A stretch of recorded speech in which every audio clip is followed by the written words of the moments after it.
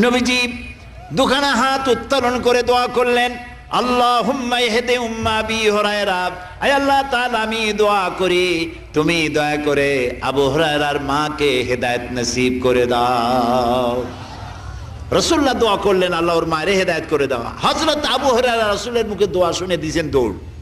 পিছন থেকে সাহাবীরা মনে করলেন আবু হুরায়রা দৌড়ায় কেন, জামা টেনে ধরছে পিছন থেকে। জিজ্ঞেস করলে আবু হুরায়রা দৌড়চ্ছ কেন, কোনো বিপদ হয়েছে নাকি? কয় না, কোনো বিপদ হয় নাই, আমাকে ছেড়ে দাও। কেন, কি হয়েছে?